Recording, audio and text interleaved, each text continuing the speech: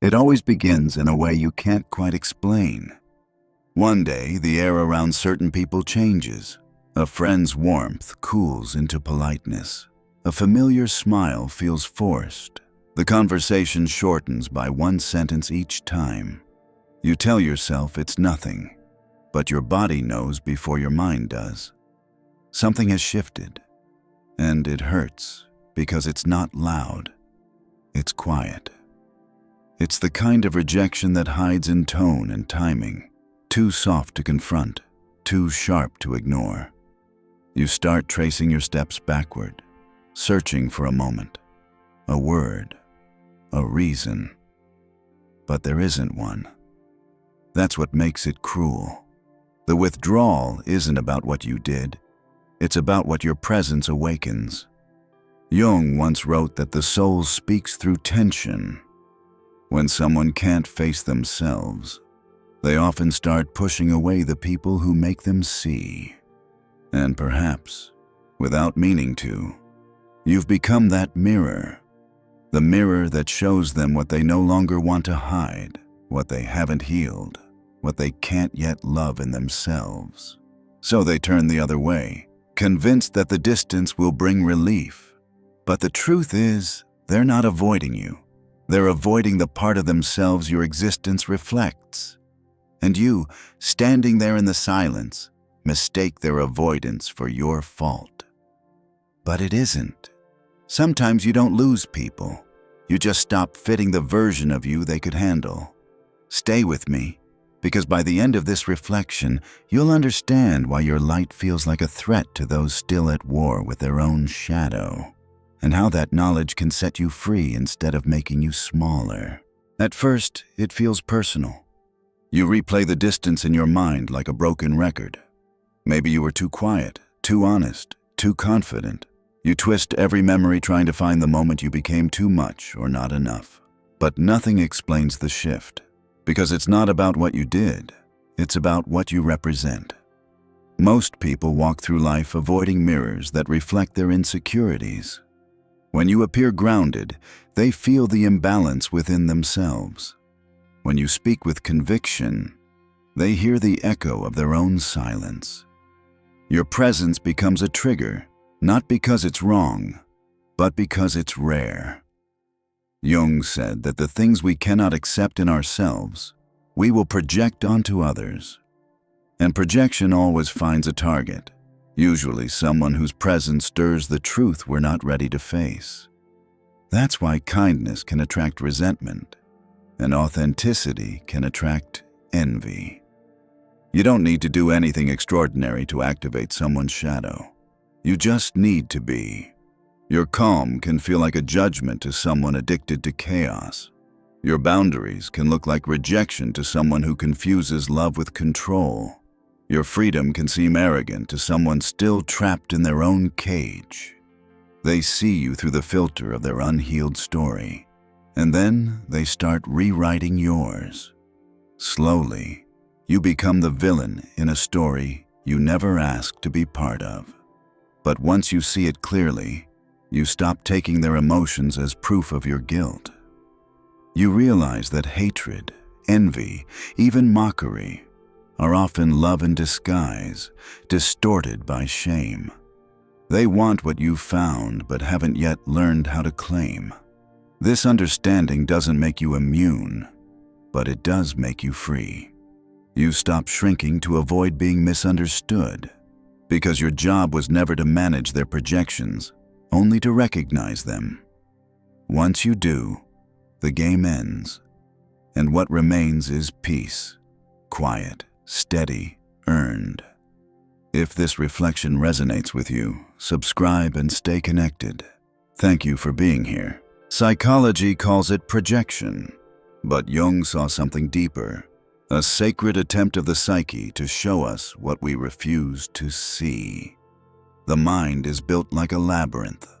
What you cannot face within, it sends outward, wearing someone else's face. It's not malice, it's architecture. When a person feels shame too heavy to hold, they unconsciously assign it to another. Their ego whispers, "It's not me." it's them. That's how the psyche keeps itself intact, by dividing the unbearable. You become the screen on which they project their inner film, and every reaction toward you is less about truth and more about protection. The more your presence contradicts their self-image, the louder the defense. If they see themselves as kind, your boundaries make them feel cruel. If they see themselves as confident, your authenticity exposes the performance. The shadow doesn't hate you. It hates what you remind it of. That's why you can be punished for being honest in a world built on masks. Pause for a moment. Think of the last time someone's anger felt misplaced. Sharp, sudden, out of nowhere. That wasn't emotion. That was their shadow finding a voice.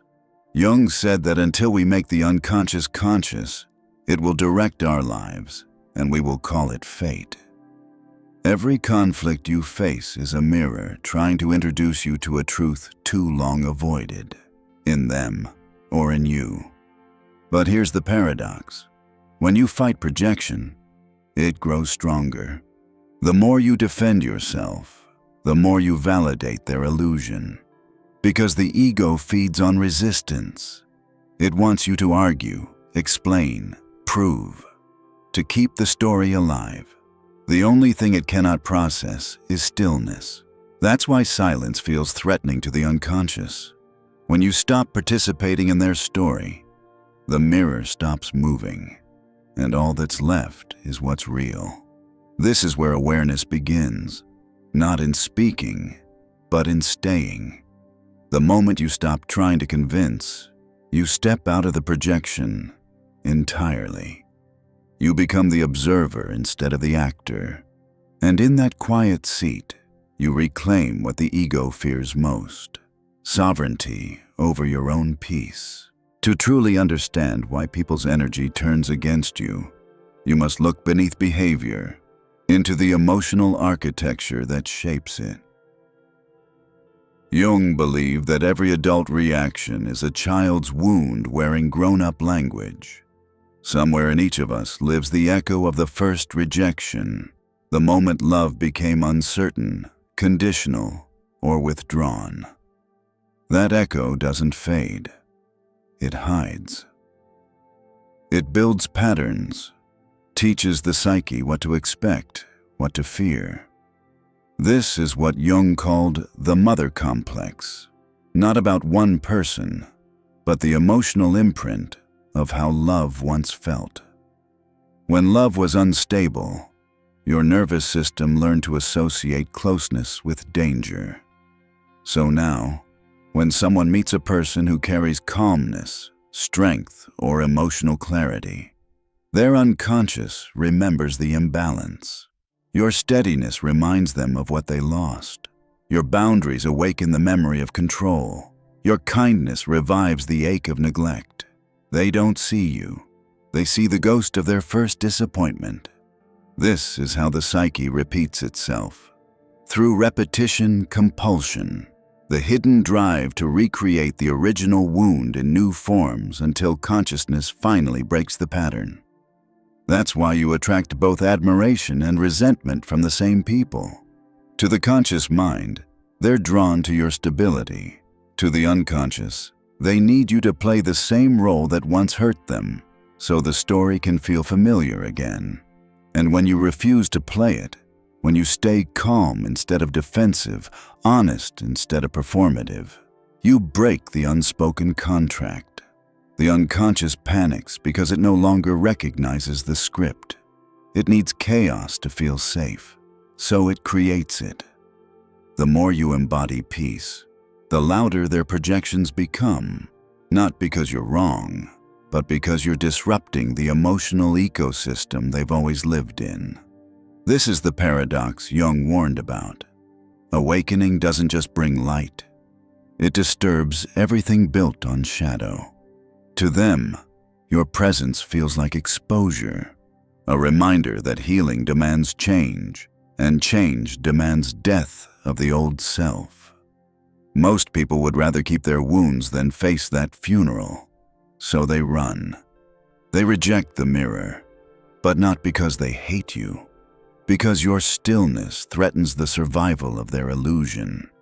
The moment you understand this, something releases inside you. You stop personalizing their withdrawal. You see that you're not losing love. You're witnessing someone's defense mechanism in motion. Their distance is not punishment. It's protection from their own awakening. And that realization turns resentment into compassion because you finally see the truth. What people call hate is often just pain without language. Imagine standing in front of a mirror that doesn't show your face, but the invisible field between you and others. Every emotion, every unspoken judgment, every suppressed desire reflected as light and shadow. In that mirror, truth doesn't appear as beauty. It appears as tension. And most people can't stand to look for long. The mirror war begins the moment reflection becomes unbearable. When your presence reveals what someone has hidden from themselves, their first instinct is not to look, it's to fight the mirror. They will polish, distort, or even shatter it, believing the image will disappear with the glass. But mirrors don't hold truth, they only reveal it. You felt this before. That moment when someone's tone suddenly cools, when admiration turns to discomfort. You can sense the tension, but not the reason. That's the mirror war. It's not about you, it's about the reflection you cast. Jung said that the meeting of two personalities is like the contact of two chemical substances. If there's any reaction, both are transformed. But the ego resists transformation because change threatens control. So, instead of evolving, it attacks. When the light of your self-awareness touches their hidden shadow, their psyche feels exposed, not because you intended harm, but because your existence makes denial impossible. To them, your calm feels like accusation. Your independence like abandonment, your truth like violence. The more clearly you live, the more their illusions tremble. And when illusions shake, the ego fights to restore its version of reality. It needs you to be the villain, so it doesn't have to face itself. The mirror war is fought quietly, through sarcasm, silence, avoidance, and subtle blame. You'll notice it in the way someone stops meeting your eyes or stops sharing joy in your presence. They think they're protecting themselves, but what they're really doing is fleeing the mirror. The tragedy is, they don't realize you're not holding the mirror to hurt them. You're just reflecting as you are. And here's the hidden beauty. Every time someone projects onto you, the mirror grows cleaner. Every attack polishes the surface until one day, you look into it and realize all the hostility you've endured has been teaching you how to see without distortion. You become both the mirror and the peace within it. It's easy to see when others project their pain onto you. It's harder to notice when you do the same. The mirror war isn't one-sided. Every human, no matter how self-aware, has stood on both sides of the glass. There are moments you were the light that triggered someone's shadow, and moments you were the shadow avoiding someone else's light. Both are part of being human. Jung said that what we reject inwardly, we inevitably meet outwardly. The world is a living reflection of our inner contradictions. Every irritation, every jealousy, every sudden dislike hides a message. Something here belongs to you. Maybe that person's confidence makes you uneasy because you've forgotten your own. Maybe their calm annoys you because it exposes how restless you've become. We call it dislike, but it's often recognition in disguise. The psyche doesn't hate, it signals. It uses discomfort as language, tension as teacher. The more you resist the lesson, the louder it speaks. But the moment you listen, it softens. Awareness doesn't erase emotion. It integrates it. It allows you to look into the mirror without defending, to say, "This is mine too," and still stay kind. That's the real growth, not becoming untouchable, but becoming unafraid of touch. To see your own projections without shame is to reclaim your power. You stop being at war with yourself. You begin to understand that peace isn't about cleansing the shadow, but holding it in the light. And here's the secret. The more gently you meet your own darkness, the less you trigger it in others. The mirror becomes clear again, not because the world changes, but because you've learned to see it as it is. Not as a threat, but as a reflection. The war doesn't vanish. It transforms into dialogue. Every emotion becomes a messenger. Every person, a mirror. Every conflict, a chance to know yourself more honestly. There comes a point when you realize the goal isn't to be understood. It's to stay whole when you're misunderstood. That's what Jung called individuation.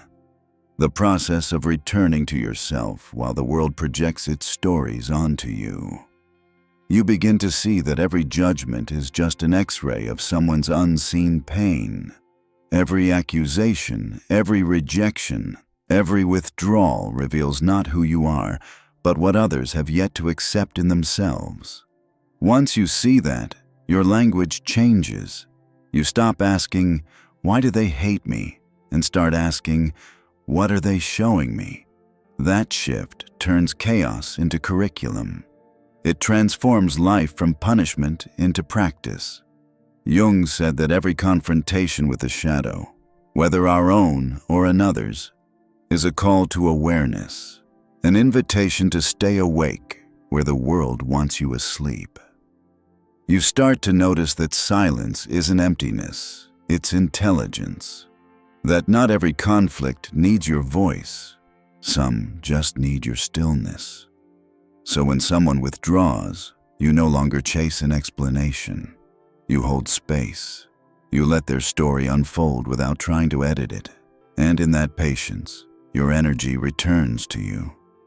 The mind addicted to defense slowly learns trust again. You stop trying to manage how others see you and start tending to how you see yourself. This is the birth of a new language, the language of awareness instead of approval. You begin to say things like, "Their perception is not my truth. I can witness pain without carrying it.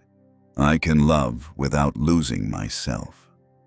Each phrase becomes a bridge between understanding and peace.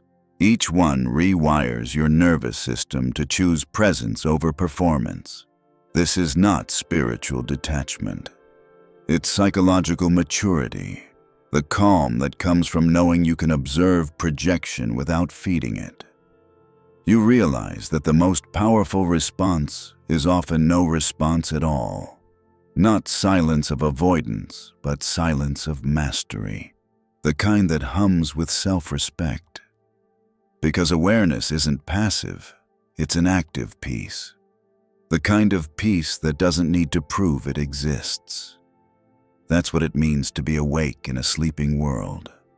To reflect without absorbing. To love without clinging. To see without judging. The mirror war never fully disappears. But once you change your language, it stops feeling like war.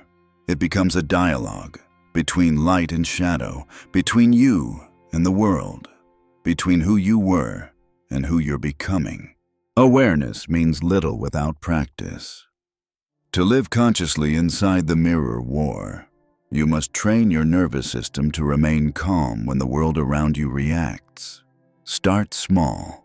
First, when you feel misunderstood, don't rush to explain. Pause. Let the silence breathe. It's not avoidance, it's mastery. It teaches your psyche that peace is safe again. Second, name what you feel without judging it. Say quietly, "This sensation belongs to me," or "This projection is theirs." Naming separates energy from identity. Third, protect your presence. You don't owe constant access to anyone. Boundaries are not walls. They are the shape of truth. Create distance without resentment. Some connections need space to mature. Fourth, replace self-defense with observation. Instead of asking, "Why are they like this?" ask, "What is this teaching me about what I still fear?" Awareness turns every trigger into a teacher. Finally, before sleep, recall one moment that tested your calm today. Replay it, but slower. Imagine responding with presence instead of protection. This gentle rehearsal rewires your mind. Over time, you stop reacting to the world's storms because you've learned to anchor in your own. Peace stops being something you find. It becomes something you practice. And with each small act of awareness, you become less a mirror for others' chaos and more a reflection of your own light. There's a silent cost to every reaction. Every time you defend yourself against misunderstanding, you trade clarity for control. You leave the ground of your awareness to chase the illusion of being seen. And that's how the shadow wins, not by overpowering you, but by making you forget your center. Jung said, "What you resist not only persists, it grows." The more you fight to be understood, the more you lose the stillness that makes understanding possible. You start living in reaction to others' projections instead of reflecting on your truth. That's the invisible exhaustion many feel but can't name, the fatigue of constant explanation. The truth is, you don't need to be understood to be real. You just need to stay rooted in what's true. The ego believes that peace comes from winning arguments. The soul knows it comes from no longer needing to. The moment you stop performing for perception, you begin living for alignment. You realize that silence isn't weakness, it's direction. That walking away isn't arrogance, it's evolution. That choosing not to respond is sometimes the most powerful form of presence. The world mistakes peace for passivity because it has forgotten what mastery looks like. But stillness is not the absence of power. It's its highest form. Because awareness doesn't fight. It sees. And what it sees, it transforms. When you stay still in the storm starts to recognize you as part of the sky. That's how consciousness wins. Quietly, consistently, without applause. Not by conquering others, but by refusing to abandon itself. When you reach that point, even hate starts to lose its target, because there's nothing left in you that reacts to it. You've become transparent to projection. The mirror no longer shatters, it shines. And that is the essence of inner power, the strength to remain kind in a world that mistakes sensitivity for weakness. If this message resonated with you right below, I choose awareness over reaction. Thank you for being part of this reflection. Imagine a still pool of water at dawn. The surface holds both the rising sun and the fading stars, neither competing nor trying to erase the other. That's what consciousness feels like when you've stopped defending and started observing. You realize peace was never about avoiding reflection. It was about becoming clear enough to reflect everything: light and shadow, love and hurt, you and them, all existing in the same quiet truth. The world doesn't get softer, you just stop meeting it with resistance. You no longer chase to be seen or to fix what isn't yours. You watch emotions come and go like ripples on the surface, each one reminding you that stillness doesn't mean nothing happens. It means nothing controls you. Jung wrote that wholeness is not achieved by cutting off parts of yourself, but by integrating them. That's what you've been learning: to stay open without being unguarded, to feel deeply without drowning. The mirror you once feared has become a friend. You no longer fear reflection because you've learned to see without judgment. And when you can do that, truly see, the world starts mirroring your peace back to you. If this reflection resonated with you, carry it quietly. Let it change the way you listen, the way you stay, the way you see yourself in others. Thank you for walking through this with me. Stay close. Next time, we'll go even deeper into what it truly means to hold your light without letting the world dim it.